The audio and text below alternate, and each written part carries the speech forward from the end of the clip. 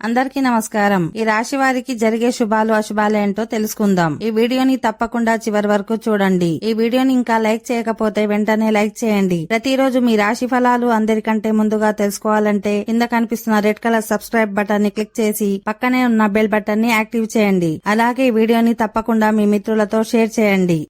ఈ రాశి వారికి ఈరోజు ఉద్యోగ జీవితంలో సహనంతో వ్యవహరించడం మంచిది. ఇప్పుడు తీసుకునే నిర్ణయాల వల్ల భవిష్యత్తులో మంచి ఫలితాలు అనుభవానికి వస్తాయి. వృత్తి వ్యాపారాలు నిలకడగా ముందుకు సాగుతాయి.